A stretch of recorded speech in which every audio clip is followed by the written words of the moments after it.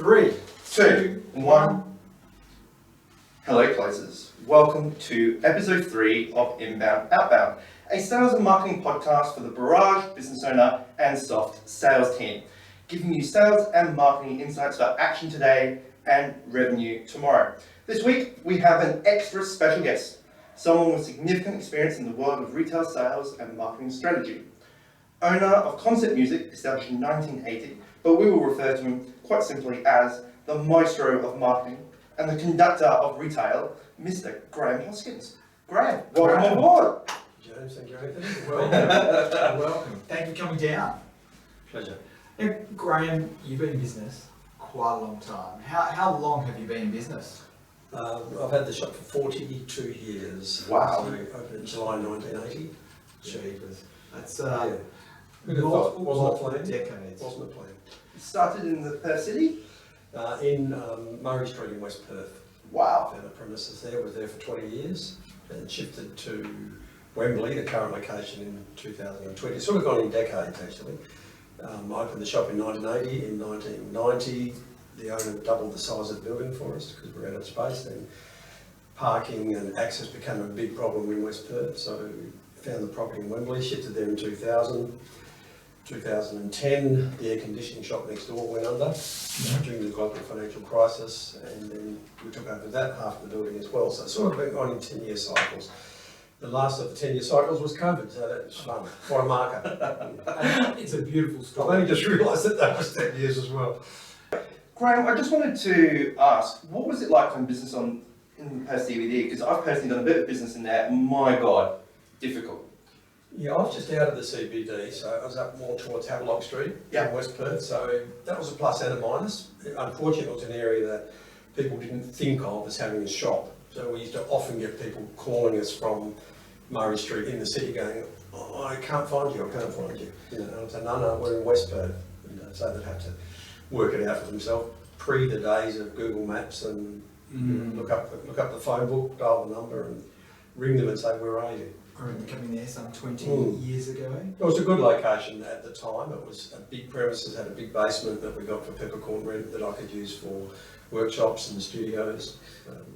As you grew, was traffic became more of an issue with like parking spaces and things like that? Yeah, that was the big burden. We got to the stage where people around us, a lot of lawyers, architects, the Liberal Party all moved in around me, and you couldn't park. And so with our type of customers, they would drive round and round and round the block, and they'd come in angry because like it was my fault that I'd have to drive around the block 4 times and I couldn't get a parking spot. And they would just leave. So, and for our kind of customer, which is musicians, they want to escape from the world, they want to park at your front door, they want to walk in, plan on being there for 5 minutes, but leave in 25 minutes. So you really sort of built the store around your ideal customer being a musician, obviously. Yeah. Before we go there, 42 years ago, you're quite a young man. So 42 years ago, I'm just wondering. what possesses you? And there's a lot of courage, there's a lot of fortitude to say, I'm going to build a retail store. What was that decision? How did that come about? Yeah, that's a good question. I reflect on that sometimes because at the time it didn't seem like a big decision. I'd studied music at school, played trombone, left school, played trombone professionally. I was very lucky that there was no other trombone players around, and in those days there was work for trombone players. And the place I bought my trombone from when I left school said, what are you doing this year? And I wasn't a great student, I have to say, so university wasn't an option for me, even had I wanted to. And this guy I bought my trombone from said, what are you doing? Do you want a job? And I went, oh, okay. 17-year-old standing there, okay. I didn't know what I was going to do. So he said, okay, come in tomorrow. And I went home and said to Dad, I've got a job. And he goes, what doing? I said, oh, in a music shop. He says, what are they paying you? I said, I don't know. That's where that was about. $3 an hour. Yeah. Oh, it was, I think my first paycheck was about $25 for the first week.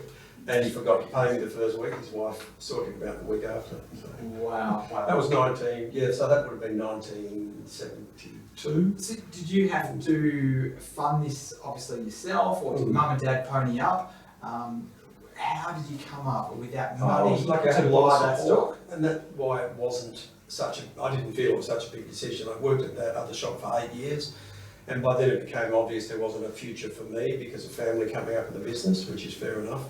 I just felt like, well, I had a lot of encouragement from customers going, you know, geez, Graham, you should do this yourself. I'm like, oh, I suppose that's an option. You know, and there's things I wanted to do. I thought arrogantly as a 25-year-old youth that I could do it better. But Everybody does. yeah, I'm laughing through that. I reflect on it now. I was naive. I probably had enough naivety to think I could do it, and enough experience to pull it off, and a bit more either way. I possibly never would have tried. You know. Passion and street smarts take you a long way. And a lot of encouragement by the sounds of things. Yeah, I had good people around me. I had existing customers. I had ex-school teachers. My family was, you know, I said, oh, this is what I want to do, and they said, yeah, fair enough. So, have you always been entrepreneurial? Well, I read that when you sent me the list of questions. I don't think I've ever That's been. my question, by the way. Very erudite question. I don't think I've ever thought of myself as entrepreneurial or used that term about myself, but I look back at it now and I'm a little bit surprised. 42 years, you're doing something right. Yeah.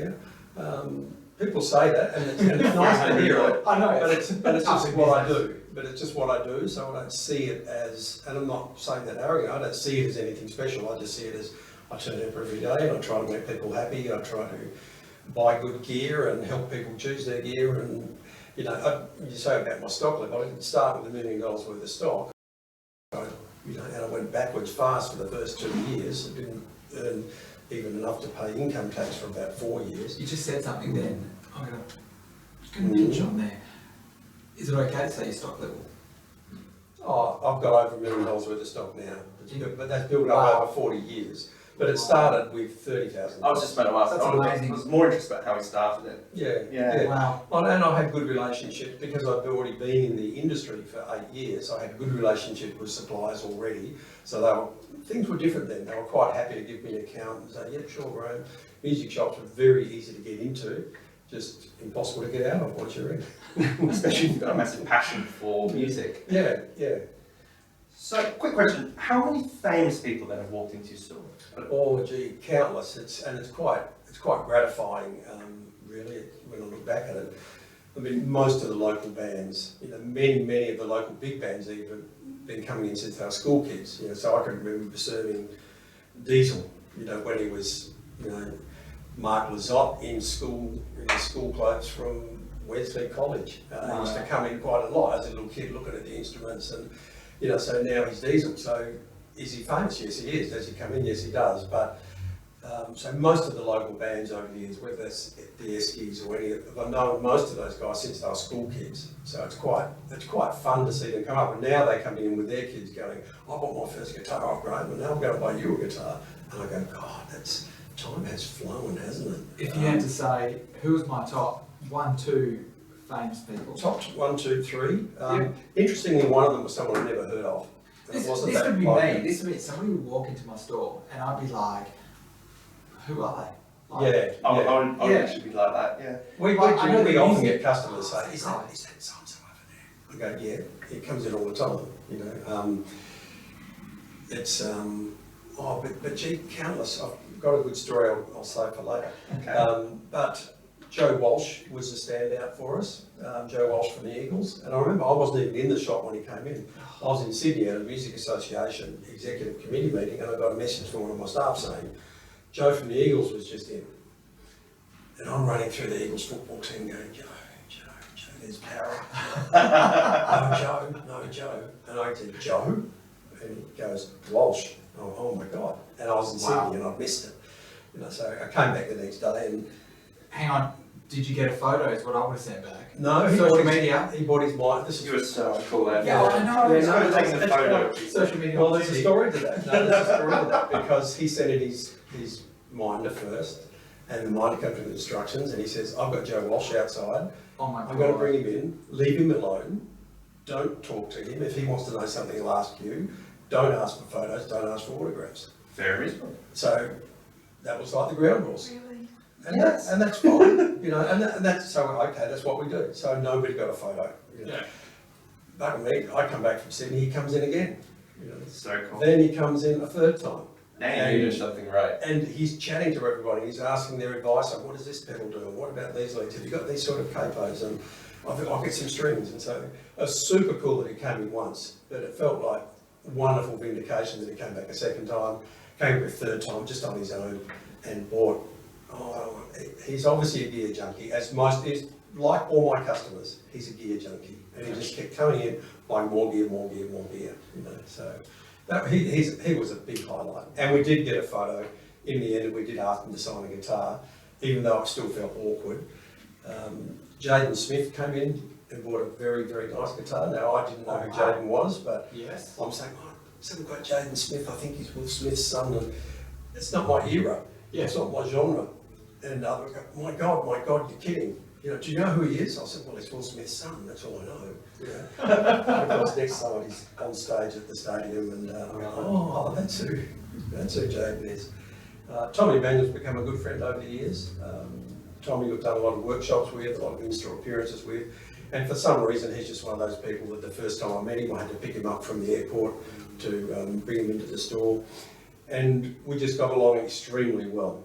And so the next time he's in Perth, he'd call again, Graham, I'm back in Perth, can I come in? And Graham, have you got time for lunch? And so he's become a regular, a good friend and a strong regular. Nearly every time he comes, or every other time, he'll say, any chance we can do a workshop, or, you know, do you want me to do something for you? So that'd be my top three. There's countless others. Johnny Butler used to come in a lot, and that's the funny story I'm coming back to. okay, Because I was in my office, and there's somebody in the amplifier room arcing up. Which I'm guessing is a no-no. No, everybody arcs up, but it was just John Butler tunes. And I go, God, and they were loud, you know. And after about half an hour, I'm like, this is too much. And I come out of the office, I go, who the hell is in, what are they doing? What are they looking at? What are they buying? And they say, it's John Butler, he's trying amps out.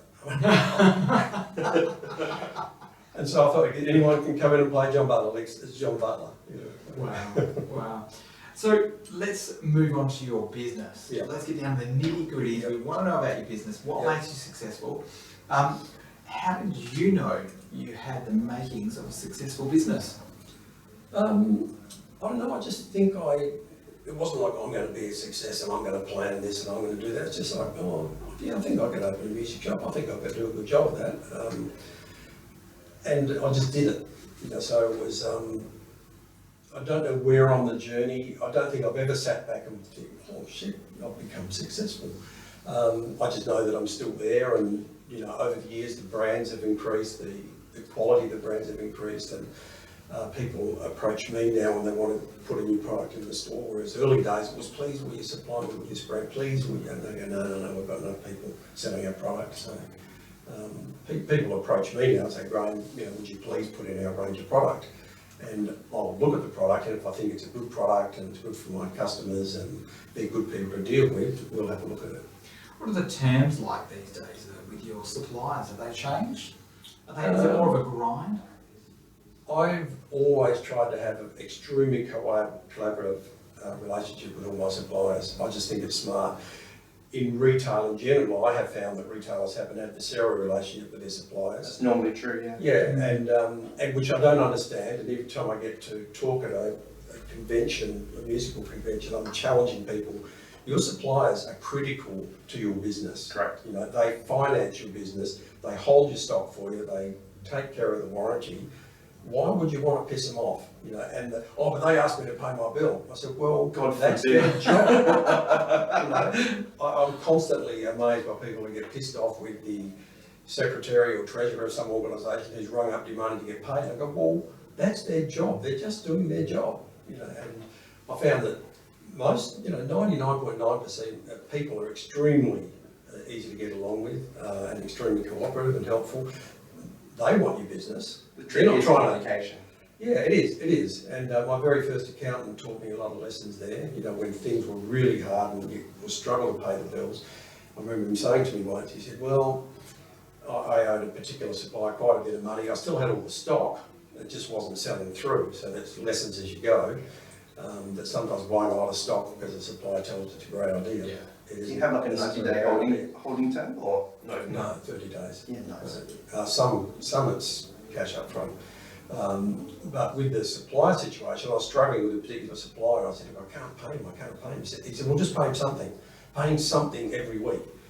And I said, oh, isn't that a bit embarrassing to just pay a few $100s off my thousands? No. And he said, well, ask yourself this question. If you had a customer owe you a lot of money and you heard nothing from him for 10 months and he fronted up and paid you the money in one hit, or would you rather they came in every week and said, Graham, here's a couple $100, Graham, here's a couple $100. He said, that shows you that they're trying. He said, you've got to show them you're trying, you've got to show them that you're genuine, you've got to show them that don't hold back and don't not return their calls. That's wonderful advice. I think that's a top tip. That's going down as a top tip, yeah. Absolutely. Communicate, and that goes in both directions. I'm always telling my staff, we want win, win, win. You hear win, win all the time, it's a cliche. I want my suppliers to win, I want you guys, the shop, to win, and I want my customers to win. Because any one of those three people doesn't win, in the end you haven't got a business. Your customers will leave, suppliers will cut you off. Talking about terms got very strict a few years ago, pre-COVID, so it must have been 5 or 6 years ago, there was that stage where retail was struggling. There was about 8 shops in Perth closed down, music shops in Perth. There was about 20 around Australia, and a lot of suppliers lost a lot of money. And so all of a sudden, they were being very strict on their terms because they were worried you might be next, and they had to protect their profitability. So, and as I say, we need our suppliers to be profitable. We're not trying to screw them. We're trying to be fair. Yeah. We want a good deal, just like everybody wants a good deal. But I remember reading an interview once with someone who said, it's okay to make your suppliers bleed, but you don't want them to die. And I've never forgotten that, that you don't want them to die because they finance my business essentially. Interesting. I was wanted to ask earlier a little bit, why did you think all these gearheads kept coming back to you? But then you've just talked about the relationship with your suppliers. Is it because the quality of the relationship of your suppliers giving you quality equipment in stock all the time, and then that keeps people coming back? Or why do you think these people that can buy gear essentially from anywhere keep coming back to you? That's a challenge. I noticed you had in your notes something about what's your USP, and it's a real hard one because people generally come with, we give the best service, the best range, and the best price. Yeah, everybody says that, therefore it's completely meaningless. And by the way, you can't. And not true. And it's not true. Unique sales proposition. Yeah, exactly. Yeah.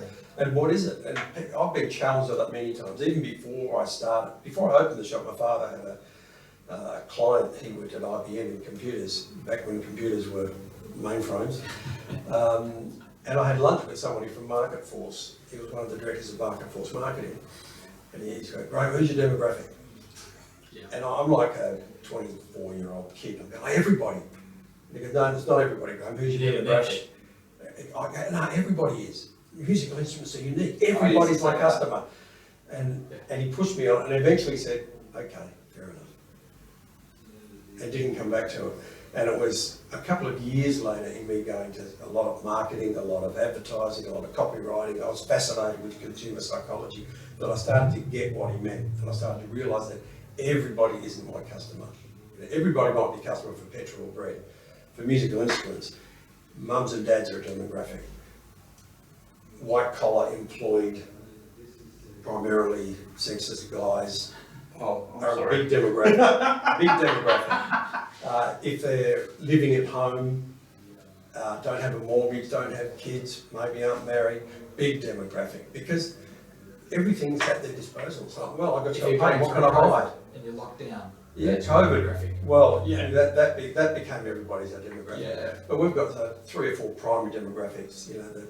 The young guy who's got a job, or girl who's got a job, they're passionate about their hobby, and that's what they spend their money on. So that's our biggest demographic. They might come back into the market when they're 50s, after they've sold all their gear, the kids have just left home, they've paid off their mortgage, they've got a sports car. I never should have sold my guitar. They're a demographic.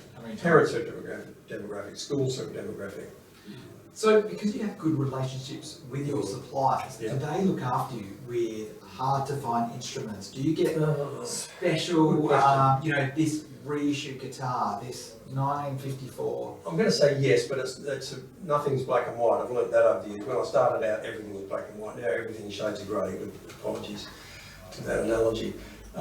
Because suppliers are in an interesting position. You look at the sales reps that come into my store, if they're smart, they'll build a relationship with my staff and with me. If they're smart, they'll give me genuine advice about what's hot and what's not and where opportunities are, and they'll see my shop and go, look, I reckon this will work in your store, Graham. But I'll soon find out if that's bullshit or not. So it's understand that you're looking for someone that actually genuinely cares about your business. Yeah, so if they're just trying to Push clock out product that they can't sell anywhere else, that'll become evident in a few months, 6 months' time, you know, and that's proven itself. But the suppliers are in a position because a rep comes in who's selling XYZ brand. After he's seen my guys and my stuff, he's got to go to the next shop and go, hi guys, how you going? Then he's got to go to the next shop and go, hi guys, how you going? Be friends with everyone. Be friends with everybody. And that's smart. You know, I give my kids that advice, I give my staff that advice. So just be nice to everybody, be genuine to everybody, because you don't know who they're going to be. Even if you don't know who they are now, you don't know who they're going to be either. And isn't it nicer to be nice to people? You know, they say that. It's nice Some to be people nice. are tough to be nice to. Yeah, they are, and they're the challenging ones. Sundays. Yeah, Seriously. but we get that on customers who come in and they're narky or they're upset. And I go, but we'll stop and I go, well, we don't know how the last shop talked to them. We don't know what their journey is before they got here. Some people are angry and pissed off and upset and suspicious, but hey, maybe there's some reason behind that. So our job is to try and get them to trust us, to relax, to be genuinely with them, ask questions. Questions gives control is another old sales cliche, but it's absolutely true. And that's the first thing I tell my staff is ask questions. Don't answer the questions, ask questions. This is surprising for me with you, because that shows a level of emotional intelligence. And emotional intelligence is huge at the moment. No, And it has become a catch. This is like very big in the industry right now. And that's, sorry. I would like to think I'm not trying to we're, bag you. I'm saying that you're very sensitive and obviously you are aware to other things going on. Whereas a lot of blokes, me included especially, would be like, no idea. Yeah, I mean, I don't know if you could call it a skill, whether it's just a personality thing, I don't know, but it's the quickest way to get people on side. You know, I mean, take a cliched example of a school teacher. You know, do you want to get the school teacher on side? You don't say, oh, geez, you guys got it good, haven't you? Worked 9 hours, you know, like 8 hours a day, and you got 6 months of the year off, and oh, geez, I do make those jokes on my teacher friend. You would never say that to a teacher. You would empathetically say, oh my God, I could never do your job. You know, I couldn't do what you do. How do you not go home every night and fall down in tears and crying because of the little darlings that you've had to deal with? You can't give them that down, no. Yeah, but you can either be smart about it and tell them, oh, geez, you've got a good job, or you can be empathetic and ask them questions and say, how was your day? You know, have you got any good classes this year? You know, I'm surprised over the years. Teachers come and say, oh, this year I've got a really good class, but oh God, last year they were a pain in the ass. And I go, isn't it interesting that one year they have good kids, another year they've got bad kids, and teachers tell me this, they tell me it happens. But from you, Graham, I get a sense, because I haven't met you before, that it comes from a genuine place. That's the only reason I don't like to use the word genuine or authentic now. It's become like emotional intelligence. They become best service, best price phrases. But my history with all my stuff always is be genuine, be in the moment, and be authentic. You know, I used to try and attend a lot of sales training before I'd let them loose on my customers. Now I sit them down for an hour and I have a chat. I say, look, your job is really simple. Everybody who walks through that front door, you've got to treat them like they're your best friend you haven't seen, maybe for a couple of years, maybe for a few months, and they know nothing and they need your help, they need your advice. If you give the same advice to everybody that walks through that front door as you would give your best friend, you can't go wrong. Now, that's not always you need to spend more money or you need to spend less money, but you've got to get to know them as well. They don't know who you are. Why should that person walking through the front door trust us? Why was the first time they walked in, why did they do that? Were they on their way somewhere? Were they bored? You know, why did they come in the front door? And for new staff, that's hard because they don't know if when Anthony walks through the front door, he's been coming to concert music since he was 14, or it's his first time in the store. So one of my mantras is you get one chance to make a first impression. So somebody who's never been in the store before, they walk in and they look around, I've got to make sure they've got the, oh wow, oh well, this is cool. But I've also got to make sure if they've never met that staff member before, they go, oh, he's cool, she's cool. That staff member's got one chance.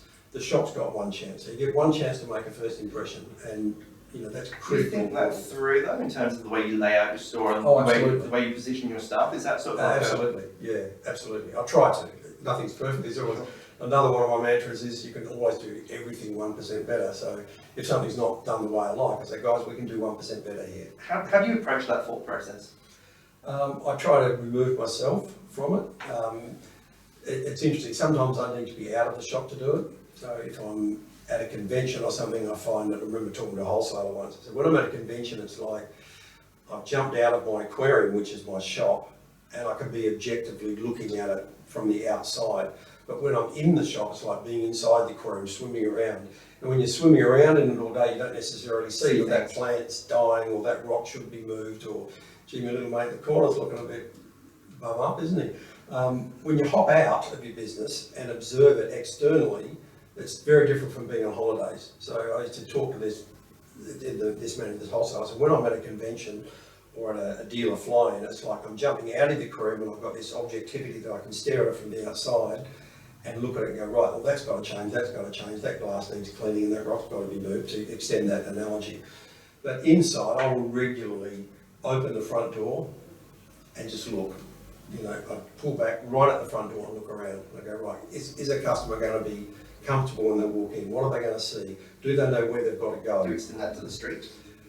Yes, I do, even to the extent that I'm a great believer in taking external expert advice and listening to people, you know, particularly if they're qualified people. But even once I had some students come in, there was a local university who used to send their marketing students in once a year, and they'd come and interview me and talk to me, and they'd write a proposal about what I should do. And one of the groups came back and said, we can't see where the front door is. So I can either go, oh, that's bullshit, what do you mean you can't see where the front door is, you're blind? I walked outside, I walked out and looked at the building, I went, shit, they're right. Because we've got a second set of doors, because it's permanently closed when we took over the second unit. That door looked exactly the same as our front door, even though our front door's got an awning over it. But the frame was the same colour, the doors were the same colour, and they said when they walked up to the shop, they didn't know how to get in. And I thought, now, isn't that interesting? I never would have seen that, I was blind to it, because I know where the front door is. So I quickly got out the same colour paint as the wall and painted out that door and the door frame so you couldn't see it anymore. So that's a 1%. Yeah. Of course we've got a front door, of course they would have found it, but you want people to walk in relaxed and confident. And making it easy. Yeah, and you want, you know, walking into a music store or a camera store or a bike store or a sports store, walking in for the first time is very intimidating if you've never been there before. Yes. We're there all day, every day. I like that. Yeah. Yeah. And that's where you get that one chance to make a first impression. If the staff look at you or don't acknowledge you and just go glance over at you and glance you up and down, you go, Well, I actually got the eye roll. yeah, that happens a lot. It happens a lot in music stores. And so the challenge there is to go. So I try to teach my staff always to try and make eye contact immediately and acknowledge them immediately. It doesn't have to be drop everything and run up and say, can I help you? I hate the term, can I help you? But even if you're on the phone or serving somebody else, you can still look at them and wave and give them a little smile and say hi. And then the customer knows they've been acknowledged, they know that they're there. And because most customers, if you walk up and say hi, and you go and they go, oh, just looking. And you go, that's okay. You know, especially in a specialty store like a music shop. Someone like me I'm not musically gifted. I think I got banned from playing a trombone when I was like 12. That's crazy. And I actually just genuinely want some help because I walked in just the other week and I was like, where do I start? Some people will. They walk straight up to the counter. 90% of people, talk about body language and store layout. I use all three stores that I've designed and developed. I've used interior designers with retail experience to talk about the psychology of the movement, how people are going to walk and where their pathways are. We've got the old, as you would know, we've got that old antique sofa right in the front corner as you walk in the shop. And that's for psychological reasons. That for me, saying to my customers as they walk in, it's okay, you can chill out, you can relax here if you want, we're not going to jump on you. So we're not going to try and sell you something. That's not our job. Is that the psychology similar to when men get brought into a women's store, where you've got to have the couch for the bloke? Yeah. I love that. Yeah, or the toys in the corner for the kids. You're just saying, hey, I get it. I mean, our couch gets used by mums and girlfriends and boyfriends all the time while they're like, he's off trying another guitar, And but it's a psychological statement. Rather than having a counter at the front door that says, can I help you? It's just say, hey, relax. We're not going to try and push something down your throat. Yeah, chill because out. I read on your website that you hire only experienced musicians. Yes. How do you get that particular demographic, I don't know a better word for it, to move into the sales and retail sort of mindset? Yeah, that's a good question. Sorry, it's not on the list. No, that's a good question because sometimes that's a struggle because people think they have to be a salesman. Yeah. You know, and I've had musicians come and work for me and they go, oh, I don't know how you did it, Graham. I'm thinking of a particular person here. I don't know how you guys do it. I don't know how you guys do it. I said, what do you mean? And he said, oh, I just told that guy that guitar they're looking at, it's the last one we've got and they're going up in price and you can't get them anymore and, you know, it's a bargain, and he still didn't buy it. And I go, well, that's because everything you said was bullshit. And not true. You know, not true, you know. But the challenge there is I'll just teach the staff to listen, ask questions, and I'll even go as far as, and I literally say this in my sales, my initial, I don't call it sales training now, it's like, you know, they're, when they first start with, when we sit down and have a chat, I said, look, your job is simple, it's talk to people, ask questions. 3 questions, if I'm going to be cliched about it, there is some tactics. I don't like anybody answering the phone on the first ring. I like it to ring 4 to 5 times. Oh, okay. You know, less than 3 is too little. More than 6 is too long. After 6, they're going, oh God, they're going to answer the phone. They've already left mentally. If you answer it straight away in one ring, it's like, oh, who did I call again? So let it ring 3 to 5 times is that, and they've given a script they have to use. So yes, you could call them tricks, but You they're could go as far as scripting that. Yes, yeah, Wow, absolutely, absolutely. Yeah, everybody that you ring us should say, good morning or good afternoon, concept music, this is Anthony, this is Graham. And the last thing they should hear is your name.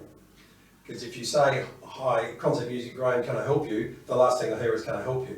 And they've forgotten your name. So there's a higher degree of chance that they're going to remember your name if that's the last thing they hear. There are some big brands, I've worked for them. Don't do that. And it's simple. You know, asking permission is one of my mantras with the guys. No, don't say to somebody, is Graham there? Oh, hold on, I'll ask their permission. If you're serving a customer and We all get excited around here. no, but if you're serving a customer and the phone's ringing, what do? You look at your customer and try to ignore it, or do you keep looking at the phone and watch your customer look at the phone? So it's simple. It's simple. You can't not answer the phone, so you just say, Anthony, do you mind if I answer that phone? And Anthony's go, oh mate, he's the nicest guy in the world. He's so polite. And I answer the phone. I go, hi, it's Graham. And they go, and I look, I'm with a very important customer right now. Do you mind if I call you back? You know, or, thank you for your call. Thank you for your call. Do you mind if I put you on hold? So don't put them on hold. Ask, is it okay if I put you on hold? Ask Anthony. Anthony, is it okay if I answer that phone? Once you've answered the phone, is it okay if I put you on hold? But asking their permission, people's responses change dramatically from if I say, oh, hang on, I've got to get that. Yeah. The result, the action's the same. I'm going to answer the phone. But if I say, James, hang on, I've got to get that. And you're going, hang on, mate, I was here first. I'm more here at important the than the store. phone. You know, like, who is it? You know, I don't know who it is. So. You put down like a hierarchy, because I know big brands do a hierarchy of things to do. Person that comes in the store, phone, email, then outbound stuff. Yeah, most of it's do it now and do it immediately. Whether that's, you know, people these days, they send an email, and if you don't answer them in 10 minutes, they'll be on the phone ringing. I've sent an email, but no one's got back to me. That gets back to another mantra, which is under promise and over deliver. We'll talk about that later. But So, getting back on track, Miles. are you a sales first strategy company or marketing first? can they be distinguished? We love this. We talk about this Every week. I'm a believer that perception is reality. Even though at one of my first marketing courses I went to, I remember the tutor writing up on the blackboard, as it was then, perception is reality. And I went, bullshit, what's he talking about? And he says, it doesn't matter what you do, it matters what people think you do. And it took me a long time to understand what he meant by that. But it was, so I could have the best range of trombones in the world. But if everybody thinks I only sell guitars, I don't sell trombones. Yeah. You know, so, because they don't know. So their perception of my story is their reality. And so I've got to deal with their perceptions of what we do. Is that marketing? Is it selling? You know, I love selling, but selling for me is helping people choose the right instrument. You know, I've still got a big problem with online. I know that you're talking about online, and I've got a philosophical problem with online. Maybe Because my generation. You lose the intimacy. I can't help people. It's price. It becomes all about price at the irrelevance to everything else, including relevance. So is that selling? I don't know. But a good example, you asked me about sales experiences or stories. A couple of years ago now, I had a mum and a dad come in with their daughter. We've come to buy a guitar for our daughter. It's her 18th birthday. And I said, oh, wonderful. We weren't going to order this one online. It was a student model guitar worth a couple of $100. It was a good guitar for a beginner. I talked to them and they said, so have you played anything before? Oh yes, she's been playing cello for 8 years. Oh, so she's a good cello player. She's a musician already. And asking the questions, what have you looked at, and this kind of stuff, and what do you play already? Asking the questions. I said, you don't want this $200 guitar. Your daughter's a musician. She wants a musical instrument of quality. And they go, in the end, they spent about $700 and quite a nice guitar. Now, we've got guitars for $7,000. It wasn't like I was rubbing my hands going, I talked them into a $7,000 guitar and they came in for a guitar pick.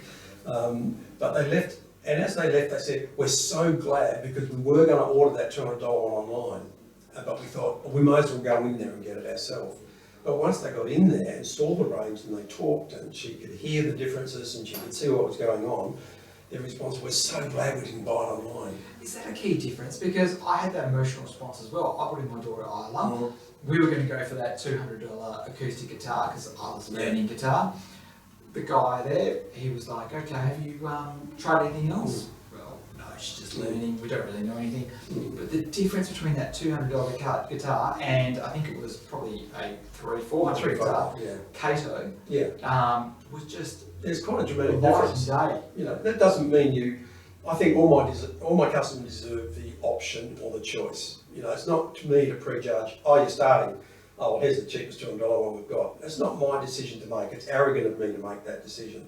So my job is to explain the differences because they all look the same. If you walk in the shop, you've never looked at guitars before, how come that's $5,000 and that's $1,000 and that's $200? Because they all look the same. And that can be bike shops, camera shops, can be anything. So it's my job to explain the difference and make sure they feel there's no stupid questions, because that's the other thing you never want to do, make people feel stupid for asking a question. You thank them for their question, you say, that's a good question. I'll teach that to my staff. People ask a question, even if you think it's a dumb question, thank them for asking the question, because you're encouraging them, and then it gives you an opportunity to give them information. Oh, wow. So to me that sounds like sales strategy first and we'll deal with marketing later. Do you know what? I am learning so much in Me this too. podcast. Okay. Something Where I love. are we talking about marketing? Or, A little bit of both. you've got to have something to market. You've got to have something to market. Then when people come in, yes, I'm trying to sell them something, but I believe that concert music is the best place for anybody to buy a musical instrument. If it's something we don't deal in, I'll tell them where they should go. My ex-boss was, if we haven't got it, nobody's got it, you're not to tell them anything. And I'm like, well, they're going to find out anyway, so shouldn't you be their person of reference that they go to when they It sounds like to me then that your product is your customer service. Yeah, to a degree. And my knowledge and my experience. Yeah. They have to trust me. The first thing I learned in sales training was people don't like you and people don't trust you, they won't buy from you. People buy from people they like and they trust. So that's your job, to get them to trust you. And you do that by showing interest in them and saying, so how long have you been playing? Someone comes in and says, I want to buy this little 10-watt bass amplifier. Do I sell it to them and say, good choice, sir, thanks very much, that's $200? Or do I say, do you play bass already? No, my friend told me it was good for a microphone. Oh, okay. Yeah, we've just started a band and I have to get a bass amp. Well, do you know that the 10-watt amp, nobody's going to be able to hear you play? So my job is to ask questions to get information. And I'll say to my staff, you need to paint a picture of your customer, ask enough questions to get a full picture of the environment that they're playing in, rehearsing in, how they're using it, so that you can give them the correct advice. It's interesting because you're not, from your perspective, from other people's perspective listening, that's going to be classed as an upsell. Yeah, But from your sometimes we perspective, downsell. it's actually making sure It's that qualifying. it's fit for purpose. It's qualifying that it's fit for purpose. And I've got a story about your staff as well when you went there. So I came in one time looking for just a piano seat for my little 6-year-old now, and she's just learning how to play the piano, ting, ting, ting, ting, ting. And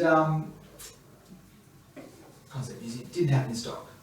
The guy behind the counter, can't recall his name, looked it up online, found me another shop, and rang the shop, directed me to the shop, and I got a seat for my little one. That's impeccable. How's that? I mean, ideally we would have had it in stock, but the last 3 Yeah. years it's hard to have things in stock. But my view is that's part of helping you. If we can't help you, we will help you. That, you've won a customer. And that we want to become, as I say, again, I say to my new staff, you want to become their mate in the business. You want to become the person that anytime anybody around them talks about musical instruments, they go, oh, you got to speak to my mate James. Oh, you got to speak to my mate Anthony. Oh, you got to speak to my mate Graham. Become their mate in the business. That's your job. Yeah. Well, sorry, Anthony. No, look, I've come to your work and I've seen your office, and this is sort of combining two questions, but one, how has marketing changed over the years? Oh, And two, you've got this jigsaw puzzle on your wall that I've asked you about before, and I find a story. Question. Fascinating. Yeah. So, So what did we start with the first one or the second one? The first one has changed absolutely dramatically, and foundationally nothing's changed because it's still about helping people and treating people with respect and getting to know them and helping them. When I opened the shop, there was the yellow pages. That was and the daily news, and the only place you could advertise. There was no internet. We had the first fax machine, not that helped with marketing. When we ordered stock, we had to write it out in an order pad by hand, post it in the mail to Sydney for them to open up, to read it, to fill out a handwritten invoice, to put in a box, to send it back. And 3 or 4 weeks later, we'd get the note saying, no, sorry, it's out of stock. These days, everything is instant. But the advertising then was the yellow pages. And at the peak, we would have been spending 50 grand a year in the yellow pages, which sounds ridiculous now, because in a very short period of time, the yellow pages just disappeared. Yellow pages weren't my thing coming up. how's that in marketing? You've got one of the biggest, strongest marketing tools in the world to nothing. Yeah, and they just forgot what their job was. Yeah. They thought their job was selling advertising space in the yellow pages. It wasn't. And so that's where they just disappeared. But it wasn't unusual for shops to be, a quarter size ad, which is the biggest one you had. Oh, and do you want colour? And do you want this extra heading? All of a sudden you spent $30,000-$40,000 on a quarter page ad in the yellow pages. But the yellow pages was gold. Once you got up to the first position, that's the only place you could go for information. So in that respect, it's changed dramatically. Now it's all, I Google it. I remember the first people used to say, I Google it. Because again, I'll ask every customer I serve, if I don't know them, I'll say, do you mind if I ask how you heard of us? And I was just driving past. Still the best form of advertising is, my teacher said, my friend said, I went and heard a band and they said, all the barriers are down. They've been told to ask for you to come to you. Their barriers are gone. You don't have to start from scratch. You don't have to sell at that point. It's a you're there to help them. It's a warm introduction. So you've got your cold, you're warm, and you're hot. Yeah. So where you can introduce somebody to a lead, Yeah. you've got your warm intro. Yeah. So now it's, the gold is still, if a teacher tells you need to buy a better guitar or a better trombone, it's like, you love your teacher. Awesome, my teacher thinks I'm good enough. If a salesman in the shop who you don't know or trust says, oh, you should buy an expensive one, you go, you're just trying to sell me an expensive instrument. Even though it might be genuine, so we've got to pull back from that. But I think that's all part of your consultative approach, of asking lots of questions up front and then finding the right product to match rather than going for that upsell, cross-sell or downsell, whatever. You just I want to upsell. I want to upsell in the sense that I want a happy customer. So the customer who bought that expensive guitar versus the $200 one, they were so happy. They were like, we can't thank you enough. We're so glad we didn't buy it online. Because if they bought it online, they would have got a good $200 guitar. A cardboard box would have turned out. They would have opened it and went, oh, the guitar's here. What kind of experience is that? But they've now been to the store, they've tried a whole lot of guitars, they've looked around, and they've got all excited, they've gone home with it, and they've gone, oh man, that was awesome. Wow. So I'm trying to replicate that if I can, and it's very hard online. You get an order online, I've got another order for a $200 guitar, put a address label on it, put it in the courier. I think you could do that though with a nice actual human-backed live chat. Yeah, I've been challenged on that before, but again, psychology-wise, people have often ordered online because they don't want to talk to someone. And if you ring them, it's like, Is that a website? if I wanted to talk to somebody, I would have come in. Well, I'm just thinking, just with my background going, for me, Graham's product is his customer service. And what he doesn't want to do by moving to online is lose that. So my natural thing is just put Graham's team online. So technology, you would use, you do a little chat app like a Messenger or WhatsApp. Yep. So, and I know a couple of stores who use it with mixed success. I'm still. You're just trying to find the right thing. I'm trying to find that thing because I find that people who order online, if you ring them and say, "Why did you buy the $200 guitar? Have you thought about the $700 one?" They go, "Mate, just send me what I ordered for you." Or, by the way, cancel the order. You know, they don't. It's a different. They're coming from a very different place. I've been online, I've researched everything. That Yamaha is the most popular student model on the market, and it's got a 5-year warranty. Okay, Yeah, can't help you. So if I took the front foot and said, "Oh, why did you order this one?" over the phone, when they don't know me, Yeah, okay. if they knew me, that's different.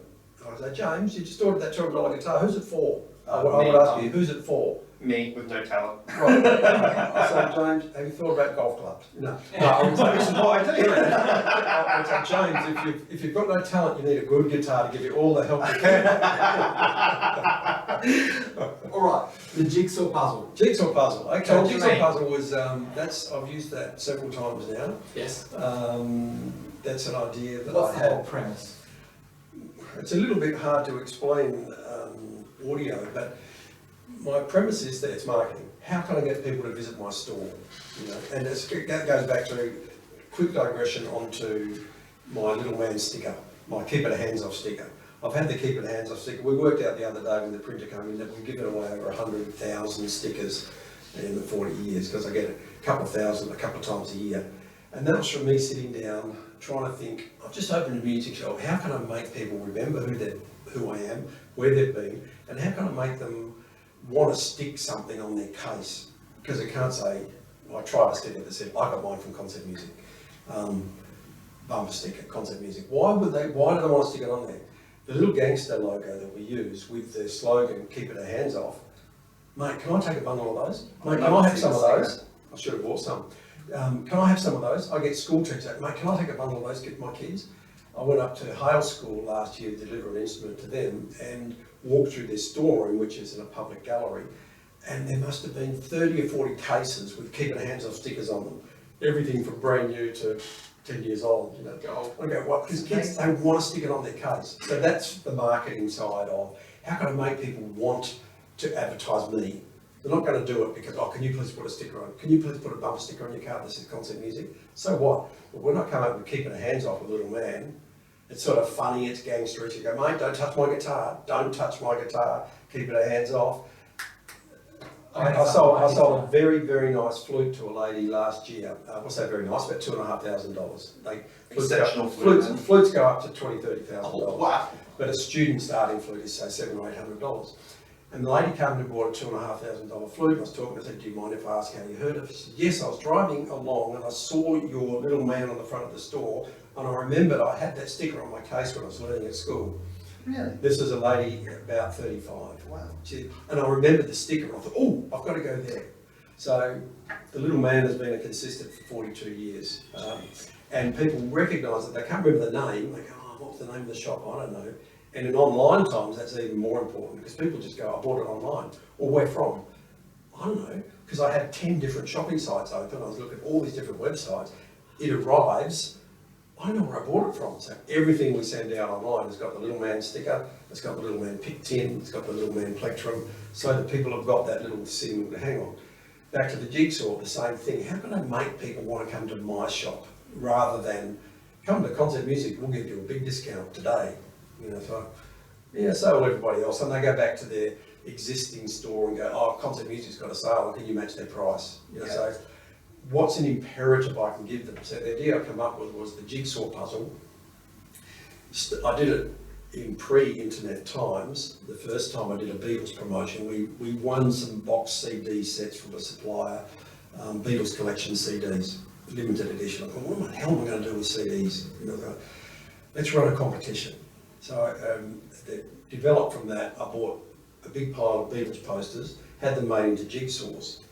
And I had a jigsaw assembled in the shop and removed 7 or 8 pieces, so that it was a jigsaw complete with 7 or 8 pieces missing.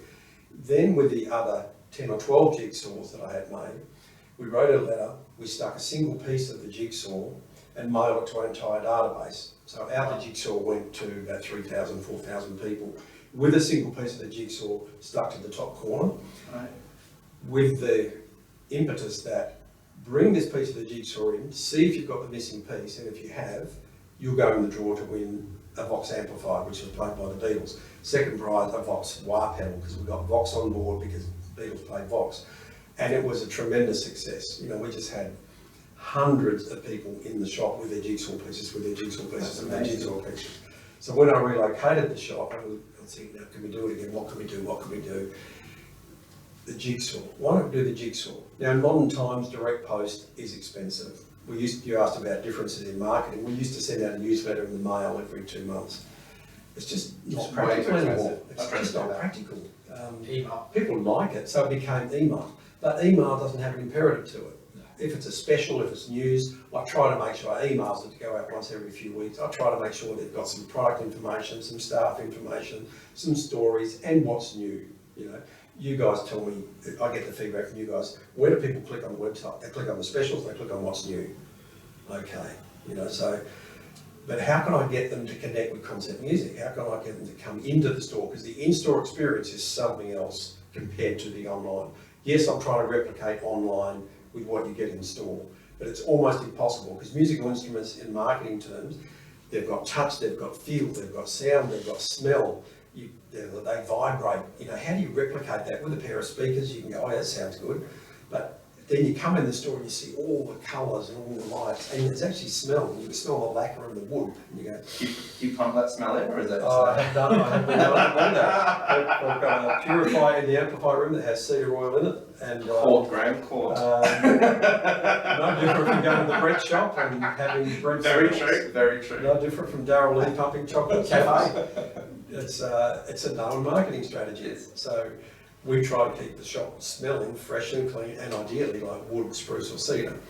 So how can we get people to visit the shop? Because the in-store experience, all of a sudden, it's not about who's got the cheapest price, and it becomes, oh my God, look how many guitars they've got. Oh my God, gee, they're pretty, aren't they? It's such a different experience, and when people come in, they get lost. You know, all of a sudden the hour's gone by, but it's a wonderful hour of their day where they've switched off from these days technology. They're not at their desk, they're not answering emails, they've got this little moment in their day where they might have come to get a set of strings, and you see their shoulders drop and you see them starting to smile as they look around the old guitars, another USP, I'm not selling them, but something nobody else has got, the old lounge suite, the old guitars. But you see guys walk in, look at the old guitars and start smiling and laughing to themselves. That for me is creating an experience that they can't get anywhere else. That's the challenge. You said it before. I can go anywhere and buy a guitar. I want them to come to my shop. I want them to stay there, and I want them to leave happy. And even if they only buy the set of strings, but they leave 20 minutes later, their shoulders relaxed with a smile. I'm going to see you guys. That was awesome. I think I've done my job. You know, I've created something, and so that's what I want to do with the jigsaw. The jigsaw was my tool to get people in. The jigsaw with the Fender thing, I approached Fender. How about you give me a Fender guitar, and we'll run this again, and we'll send everybody on a database a letter with a picture of the jigsaw. I bought the Fender poster this time, got multiple copies. It was actually able to buy jigsaws, technology had changed, so I just bought 10 copies of the same 50-piece jigsaw. Assembled that jigsaw you see on my wall with the 6 or 7 pieces missing, then sent 5,000 people one piece of the jigsaw with the letter. And I reckon we had about 2,000 people come in over the 3 weeks. Wow. And almost, they're going to sales one here, almost every one of them, while I'm here, I'll get a set of strings. While I'm here, I'll do this. But the smartest thing I did with the second run was I had the second chance draw. I didn't do that in the first one. I had a first, second, third prize. But in the first time we did it was just like, if it didn't fit, it was like, oh, I'm so sorry. And I'm like, oh, thanks anyway. This time we went to the second prize. Okay, first prize is a Fender guitar worth a couple of grand. If your piece fits, you get an instant prize and you go in the draw to win the guitar, excuse me. If it doesn't fit, we go, it doesn't fit. Thanks very much for coming. Do you want to go on the chance to win the Fender amplifier worth $800 as a second chance? Oh yeah, that'd be awesome. So now they're really excited because they're still in the drawer and the piece didn't fit, and it's disappointing because they try their piece and they look everywhere. But they still loved coming in, and they still love the chance they might. And they even had a school in Armidale saying, Graham, my secretary's coming in this afternoon. When is that competition close? My secretary's coming in this afternoon with our piece, because I haven't thought about not sending it to schools. I just sent it to the database of people who had purchased in the last 2 years or spent more than $50 and mailed it. So it was an expensive exercise to mail out 5,000 letters. You know, so Wow. it's about $10,000 exercise. I was going to say it's about $2 a pop nowadays, especially. Yeah, with a letter, with the postage and with the printing, it was about $2. Did you put concerts of music on the outside? Or? Yeah, and it was with your chance to win a Fenner Stratocaster enclosed. Yeah, not cheap. So, but to get several thousand people through your front door coming into your store was an incredible result. Do you have a rough estimate of the sales pop that gave you? Are we talking 10%, 20% over that period? More, Yeah, not 50? Yeah, no, not percentages. It was a very, very good month. Yeah. You know, is all I can say. You know, and I was staggered at the number of people who came in. Oh, well, while I'm here, I need a lead. I need a set of strings. I need a, you know. So this paid for itself in spades? Yeah. Not all Well Facebook ads and Google ads, is it? No. But it gave them a connection to us. Again, it wasn't I've just got this discount code from XYZ Music down the road, can you match their price? Because my whole thing is, you know, another one of my mantras is, I remember the marketing guy's name, I love his books, his name's gone from at the moment, but his marketing challenge I remember reading his book about 10 years ago, Martin Lindstrom, very clever marketing guy. If you're into the psychology, consumer psychology, Martin Lindstrom has written some wonderful books. And anyway, he talks about it's good to be better, but it's better to be different. So, because there's a lot of guitar shops around, a lot of music shops around, how can we be different? What can we do to be different? Can we answer the phone different? When you sit in the marketplace, Jeremy, you, in terms of pricing, you somewhere in the middle, right at the top, but don't right at the bottom? No, we're not right at the bottom. We try not to be at the bottom. My view is if you foster the people who only buy from you because they're the cheapest, they'll have no loyalty at all. They'll just leave when somebody else comes along that's cheaper. That's so. Do I say that to consumers? We want people to think we have to have good prices. We've got a lot of product that's very price sensitive, and if you can be a little bit above the market, all of a sudden you notice you haven't sold one for weeks or months, and you'll Google it and you go, oh shit, everybody's cheaper than us. So we have to be competitive now. In the good old days, dare I call them that, you just had the manufacturers recommend retail price on a price tag, and the customer come in and say, oh, you remember the musician's union, you get 10% discount. Oh, you're in a band, you get 10% discount. Oh, you're live and breathing, you get 10% discount. You know, and a 10 to 15% discount was a given thing you give off the manufacturer's recommended retail price. Now with the transparency of the internet and Google, and people like Anthony. Yeah, it's a different generation. Yeah. They've got no qualms at all about pulling out their phone and going, oh mate, this one here, down so-and-so down the road have got it for this. Or not even down the road, sometimes it's overseas or it's in states. They go, mate, they've got it for this price. Can you match that? Can you beat their price? And it's worse with your Black Fridays, your Amazon Day. I can't even get Cyber Monday. It's crazy. I go through the psychology I hate anyway. I hate it too, because I think I hate the consumerism of it, but I also hate the fact that it puts people in that, oh, I've got frenzy, it's the cheapest. You know, it's like, well, hang on, is it any good? Is it what you want, or is it just buying it because it's on? Is it really what you need? But also, we can't get enough stock as it is. We're not making the smallest margins we've made in history in 42 years is what you're making now. It's simply because of the price pressures. Even bricks and mortar store. Bricks and mortar store. Staff, mouths to feed. Yeah. So, you know, can I compete online? People have challenged me, often my accountants challenge me, different marketing people have challenged me, my bank manager challenged me. Have you thought about going online? Don't just Go, go on the bank manager. I haven't thought about it. Have you thought about selling online, bro? Oh, never crossed my mind. You know, I'm an idiot. But it's very difficult from Perth, the most remote capital city in the world, the most expensive place in the world to get stock delivered to. Up with the gateway to the Southeast Asian market. Yeah, but it's got most of our stuff comes from Southeast Asia. So is it going to come here, we're going to send it back again? And why would you buy from Perth? Oh, I think I'd like to pay more and wait longer to get it. Oh, okay. How many consumers are out there that think I'd rather wait longer and pay more? I bet they're not in Southeast Asia. Do you have those unique items? Do you sell a lot to the rest of Australia? Oh, Little bits and pieces? Yeah. We look for anything that's unique. It's better to be different thing. I'll try to be as different as possible. I'll buy the unusual model, the unusual colour, the unusual brand. Not if it's off, you know, not if it's something that's rubbish. I look for good quality niches all the time. And if you go back to the reps and the limited edition models and things, yes, I've got very good relationships with all our reps. And if they are given something limited edition, Graham, we've only got 5 of these for Australia, do you want one? Yeah, of course I want it, because it's different. This is what I know. When I walk into your store, the times that I've had, there's been something special in a cabinet spinning around, and you're asking That's marketing. and they're like, this We've is got Hank Marvin's guitar there, or we've got Stevie Vai guitar. Yeah, or we've got the Fender Clapton model, or we've got the Stevie Ray Vaughan, or we've got something that people can walk in and do the whole. Yeah. Do you run ad space for that in your store? Not in the store, no. That's a good tip, James. Yeah. So what? That's part of me trying to provide an experience, because I want people to know that they've been to concert music. Not, I went to a guitar store the other day, they had a lot of guitars. I want them to know they've been to concert music. Nobody else has the spinning guitar, nobody else has a collection of old guitars, nobody else has a loud suite. Maybe they all think it's wank, or maybe they think that takes up too much floor space, I'm not sure. It's a unique experience. What social media channels are working for you, if any? Well, it's an old advertising addict, probably back to the market force guy. 50% of everything you're going to spend, Graham, will be wasted, but nobody knows which 50% is.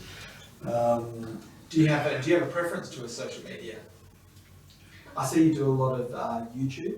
I know YouTube. Yeah, a lot of the, stuff there. The YouTube stuff would just, that's a hard one, because the people doing YouTube have got tens or hundreds of thousands of followers, where I've tried to go down the authentic path of what can we provide on YouTube that helps people.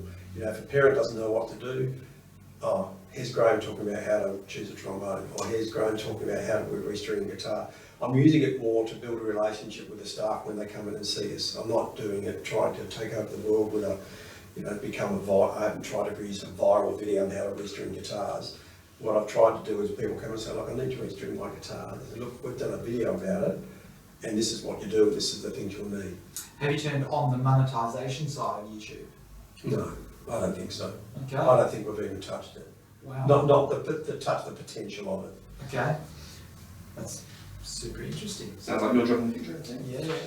I want to get back though to more of the local SEO. So with 396 5-star Google reviews, Yes. I teach businesses and business owners and sales teams to ask for Google reviews. Yeah. I have a sense that you don't do that. No, I don't. And it's been a deliberate decision not to. I've been approached by a lot of companies who say, we do, I won't say their names, and some of them are very, very pushy. And I always think about it for a minute, and I go, and I look at it and go, well, we've already got 2 to 3 times as many as anybody else in the music industry in Perth. We've already got the highest rating of anybody else. And so another mantra, going back to my USP, what you call it, my mantras, my tips, is don't say you do it, do it. Don't say, do you mind going on Google, say that you've got a good deal? Do you mind going on Google, say you've got good service? Give them good service, give them a good deal, and let them go on authentically and go, I just bought this because the music was fantastic. So every one of those are unsolicited. So you think following through is sort of the gateway to those reviews? Yeah, I'm not sure I'm doing it right. I think maybe... I would say you are. I would say if I was inverted commas smart, I'd be having a bounce back. I'd be having an order email say, please leave a review, please leave a review, please leave a review. But I personally object to getting them. So I'm projecting there. I hate it when people say, you just bought this, can you leave a review? I go, well, if I think it's good enough, I'll leave a review. It's or if the it's shit, I'll next leave a review. generation. The next generation will be programmed to leave. And it's like you're more likely to leave a bad review than a good review. Yeah, we've had 1 or 2 bad ones. Forget the odd one that said, I came in there and nobody talked to me. And I hate that because it's my thing, engage with people straight away. But you can't get it right all the time. So I try not, even though I angst over it, top tip when they come is try to do everything 1% better. But you can't keep everybody happy all the time. So that doesn't mean I don't care about that person who left a bad review. I want to engage and I say, look, I'm extremely sorry you had that experience. We got a scathing review once from a guy who said he came to buy a pair of bongos for $200 and they were sitting on a stand that was $79 and he took the stand and the bongos to the counter to buy it for $79 and we had to say, no, the stand with the price on it, quite obviously was $79, the bongos are $200, so that's $279. And he was extremely angry about it, accused us of ripping it, went home, left his scathing review on Facebook. And somebody said, have you seen what? I said, just leave it. Just leave it. was within almost minutes. I wrote my daughter, who's in media, she sent me that, Dad, have you seen this review on your Facebook page? I'm going, no, look at it. You know, just breathe. Within minutes, we had customers. It doesn't sound like concept music to me. That doesn't sound like Graham and the boys at Concept Music. It doesn't sound right to me. So many people. Oh, your fans pounded on it. Our fans screamed him down. You know, and then you could look at his Facebook page, and the horror show was there. The horror show was there. You know, so it actually, somebody leaving a scathing review, we had a whole pile of people leaping to our defence, which was really gratifying. So, okay, we are doing it right. Coming back to your mantra of trying to do the right thing by everybody. Yeah, be genuine, be authentic, you know, but not buzzword it. Do it, don't say it. Follow through. Just do it. Don't say you do it. Don't say you give great service. Give great service. Let them say it. Because saying it means nothing. It almost means worse than nothing, because it's a throwaway cliche. Now, there's so much more we could touch on here. I'm just very conscious of time.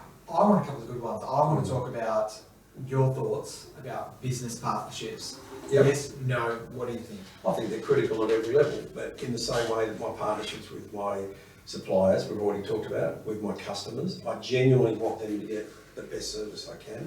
But I also think then I've learned over the years to take external expert advice. So I'll listen. You know, I know when we renovated the store, and I wanted to use the interior designers to help with the layout and the colour selection, you know, and there's a lot of psychology went into that, but it was genuinely thought out. My staff, to their credit, like, no, we can do it ourselves. What about, So that's a relationship I built. what about a business partner to go in? Oh, Yeah, okay. do you ever do that as well? Oh, yeah. I've had people approach me over the years. I had somebody, you know, but it would depend on the person. You know, nothing's black and white. I would never say definitely yes. I would never say definitely no. I've had somebody approach me some years ago who wanted to buy 50%, and I knew the person, and I knew their lack of ability, musical and care, and I knew their background from another business. And I thought, oh, not really, thanks very much anyway, but thanks for asking. I was polite, Yeah. you know, but the right person, yeah, sure. You know, you'd go, you know, I've had other people say, oh, would you open a branch down south? You know, could we open a branch? Go, well, let's get to know each other. You know, you want to have kids, and we haven't even been on our first date yet, you know, so. So I never say never to anything. I'm always happy to listen to everything from Just almost understand that anybody. brand. Yeah, but even get, you know, the ones I try to filter out are the Graham, can I come and see you? Or I've got a business proposition, and it turns out to be Amway or something. And I've seriously had that over the years, numerous times. So now I've learned to filter that out. So before I say yes, it's not Amway, is it? You know, or something like that. And sometimes the phone goes quiet. Yeah, sometimes the phone goes quiet. All right, you are about, I want to talk tech, so you're about to go through a massive change. We're talking, Kicking and screaming. Yeah, go on. we're talking e-commerce, we're talking accounting systems. So basically, all the tech that talks to each other, Yeah. you're about to go through Yeah. a massive change, a massive upgrade. Yep.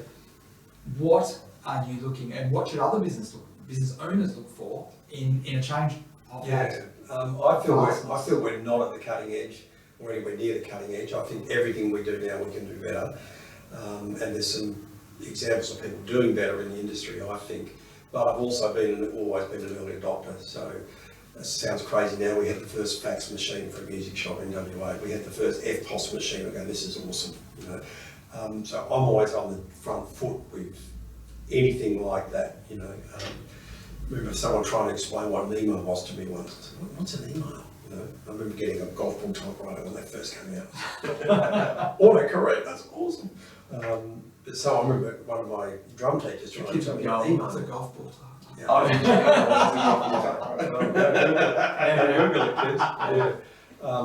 But when email came out, I said, well, he's trying, what do you mean? It's like a letter, but it appears in your computer. Well, what's the point? It's like a memo. But that was before websites. You know, Graham, you should get a website. What's a website? You know, and that's not long. You know, I mean, for me, it's not long ago. I've been doing it for 42 years. Come from writing an order out by hand and putting it in the post to a supplier in the eastern states, whereas now it's all email, it's all point of sale. I got one of the first computer systems for a music shop so that I could analyse the sales. Where are my sales? Are they acoustic guitars? Are they electric guitars? Because you think you're right, but so often you're not. You know, I follow my gut a lot of the time, but having said that, it's surprising how often even the staff are like, geez, we sell lots of these, don't we? So how many do you think we sell? Oh, I reckon we sell a couple a week. Call up the sales history. Oh, we sold one in the last 2 months. Oh, I thought we sold a lot of them. So you can be wrong because you get blinded by your own biases, by your own favouritism or negativity, whatever. So the tech side of it's very, very exciting from the beginning to be able to analyse things accurately and take out the guesswork. So the top tip is the data. The data is gold. It's how do you get the data out? How easy to get the data out? The current systems we've got were cutting edge at their time. They're now completely out of date. You know, there was no such thing as integrating your point of sale with your website. So we had to get a program written to export our sales, to manually upload them to our stock levels on the website, so that when customer goes on our website and sees something in stock, it's really in stock. Because we get time after time, I get emails, people, oh mate, have you really got this in stock? Because I've just tried to get it from 3 other stores, it was on the website, but when I ordered it, they were out of stock. And they had to refund my money and they had to wait, they got really pissed off. So if it's on our website, it's in stock. But it's a laborious process we're going through because those systems didn't exist. You know, we've had to get hacks written and financed to fix it, sort of. But everything's changed. So now we're at How do you know that you're always best in class in that space? I don't think we are, and I don't think anybody is. I think that's an evolution that even if we were the best today, we won't be the best tomorrow because somebody else would have done it better or come up with a new program or a new angle or a new algorithm. The whole algorithm thing fascinates me but scares me as well. The Google algorithm. Google algorithm, Facebook algorithm, it frustrates me, it actually annoys me. It annoys me on a personal basis, you know, but let alone the different channels now that used to be you look up the yellow pages, rang up. Now we get a Facebook Messenger, I get a private message, you get an email, I get a WhatsApp, you know, so, oh God, it's like, where has this come from? You know, there's all these different angles and platforms and then, oh yes, but none of the kids are on Facebook, aren't they? I don't know. You know, oh yeah, they're on Instagram. Oh, should we do Instagram? You know, Moves quick. It moves quick. So even if I thought I was best practice, that would be an arrogant statement because it wouldn't be true. Because even if it was true right this second, it won't be true in 5 minutes, let alone tomorrow, or next month, or next year. So tips for business owners out there about e-commerce. What do you recommend? About e-commerce? Yep. E-commerce. Oh gee, e-commerce. It's not my strength. I'll go back to the authentic thing, that you've got to be who you're presenting yourself as. So, you know, the e-commerce space, my website, my e-commerce space has to reflect authentically who we are as a shop and as a business. So, and we have to try and communicate that. E-commerce wise, if you say you've got it in stock, it's got to be in stock. You know, when you send it out, we don't always get this right. You know, it's sometimes a mistake. It's the human error side of it, but then it's how do you turn lemons into lemonade? So if you make a mistake, own up for it. So if you've made a mistake, say, look, I'm really sorry that was our mistake. And by saying to my staff, even if it wasn't your mistake, tell them, accept responsibility. Because chances are they're going to realise it was their mistake later down the track and they'll go, oh God, it was my mistake after all.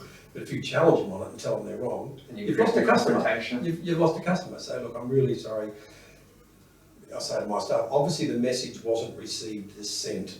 And going back to the under promise, over deliver, I had a conversation with one of my staff yesterday, a lovely girl who gives great service and she's very good in the shop, and I was explaining the importance of, on a Thursday, not saying to somebody, oh, the guitar will be here next week. Because what the customer hears is, oh, it's Monday, it's 9 o'clock, the shop's open, it's next week. I wonder if my guitar's there. And they'll ring up saying, I spoke to you last week, you said my guitar would be here this week. What you've said is, it should be here by Friday 5:30 next week is probably what you meant, but the message hasn't been received as you sent it. So you have to be absolutely clear and you have to under-promise, say, look, we hope it'll be here by Friday at 5:30. If it arrives on Wednesday, happy days, it's here 2 days early, you guys are awesome. If I just say, I'll be here next week, knowing that it could be Tuesday, Wednesday, Thursday, Friday, I try to under-promise it in case something goes wrong. The truck could break down. Earlier this year we lost a piano on a truck that caught fire. Wow. You know, so And it didn't turn up for like, where's our piano, where's our piano, where's our piano? We're told it was left, we're told the customer. So sometimes you get let down. So you don't under-promise to the extent of ridiculousness, but just manage their expectations and don't give vague instructions like, oh, it'll be here next week. Never ever say to someone, I'll call you straight back. Because as soon as they hang up, they're watching the phone going, well, he said, call me straight back. He said, what's he straight doing? away, where is he? And they'll ring back half an hour again. You said you call straight back, nobody's called me back. Manage your expectations. I will get back to you today after I've spoken to the supplier. I will definitely call you back by 5 o'clock. You call them back in an hour, they go, oh my God, you said 5 o'clock and it's only 1 o'clock. My God, you guys are terrific. If you say I'll call you straight back, nothing happens. So you've got to manage that expectation. That's the old under-promise, over-deliver. Perception, yes, it's really Yeah. Customers hear what they want to hear. Oh, If absolutely. I say to you, it'll be here next week, you'll go, it's Monday. Should be here, because this is next week. All right. E-commerce has to be authentic. I think I've got a final question for you. Mm-hmm. It's looking back in retrospect. If you were to start your business again, knowing what you know, the 42, almost 43 years, pretty much. Yeah. Would I? And what would you change? What are the key things you tell your younger self or the audience listening could take and run with? Yeah, that's a good question, because I've sat down with people over the years who have wanted to start their own music business specifically. I'm going to open my own shop.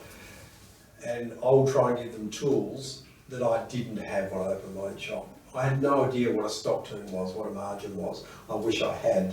It would have changed my modelling of my stock dramatically from the beginning. So I had no idea. I was naive. I was 25. I just had some enthusiasm, and I had some agencies, and I had some stock. So I wish I'd been. Not wish. You accumulate information on your journey. So it was. I came from a background where my boss thought it was smart to import 2 years' worth of stock at once because he was going to make extra 10% margin.